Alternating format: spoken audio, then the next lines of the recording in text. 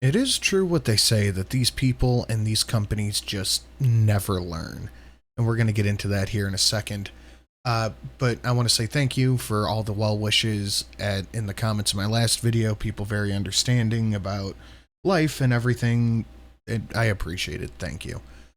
Dove partners with BLM activists to promote fat liberation after she was accused of getting white student wrongly expelled. And it's got this video. We are going straight down the Bud Light path. I want to watch this video. My belief is that we should be centering the voices and experiences. Why always the lisp? Why is it always the lisp? Of the most marginalized people and communities at all times. So when I think about what fat liberation looks like to me, it looks like centering the voices and the experiences of those who live in and who maneuver through spaces and institutions in a fat body. It looks like it's not in a fat body, you just eat too much. You weren't wrongly convicted and sentenced to having a fat body. You just have too much junk food. Making accessible spaces and having conversations. And I believe this is one thing, and I know this might, actually I don't care if it does. This might piss some people off, but fat acceptance is the one thing that we should be pushing back on harder than we do. Because it's not only unhealthy, it's dangerous. You can see a 90-year-old smoker. You can see a 75-year-old, drunk. You don't see old fat people. Like, not like this. That are aware of the fact that people have different bodies and that they are interacting with space and people and institutions and communities in a different way. No, they're not. They're not. You're a burden. You are a burden on most of these things. And I do think it's funny that most fat acceptance people are pro-socialized healthcare because they don't want to pay for it themselves. Liberation looks like fully embracing those differences and having those conversations instead of shying away from them. To learn more about I'd love to have these conversations because I think this is awful. Fat liberation and the campaign for size freedom that Dove is size freedom supporting, visit dove.com/size freedom. Tap in, join the campaign, support the campaign. This is important and we should. You're a soap. You're a soap. Dove is having a Bud Light moment, I'll say. The beauty giant has partnered with a BLM activist to promote fat liberation, another giant, after she was accused of wrongfully getting a white student expelled from a university over a misheard remark. Ziana Bryant, a community organizer and a student activist studying at the University of Virginia, made the announcement that she was a Dove ambassador on her Instagram page at the end of August. She spoke about her goal of ending the stigma of being overweight. The stigma of being overweight will literally never go away because it is inherent in us that it is unhealthy. It is a bad thing to be fat. Objectively, it is a bad thing to be overweight. My belief is that we should be centering the voice. We just heard that. She's 22. She's 22? I thought she was in her, late 50s. I'm sorry, late 40s, maybe late 30s. She's 22.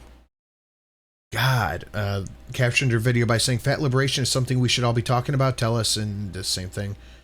But even though Bryant has been praised for her work in BLM and getting Robert E. Lee's statue taken down in Charlottesville, she's also come under fire in recent months for her effort to get a white student named Morgan suspended from campus.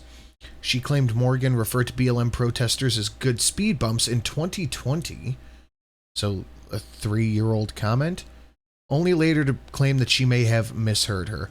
I'm sure it was a total accident. I am positive this was a total accident. She was not intentionally targeting somebody at all. And it goes into her lying about the comment. There's the student. Wow, I wonder why this woman tried to get this woman expelled from school. Doing me a big thunk. But that's not the point of this. Dove's fat liberation activist partner felt threatened and called the cops after an interview request. So the BLM, fuck the police, we don't need police, blah, blah, blah. ran to the cops after somebody requested an interview. The Black Lives Matter Fat Liberation, it's just a repeat. It was a Daily Mail request for an interview. The Daily Mail visited Bryant on campus, so in public, at the University of Virginia, where they tried to land an interview. The outlet exchanged contact information with a woman who purported to be Bryant's sister. They were unsuccessful in securing the interview. Moments before the outlet left, they received a phone call from Sean Luton, who introduced himself as Bryant's manager. Oh, boy. Ziana feels threatened right now. This is now about her security. Quote, the biggest concern is about her security and safety, Luton added.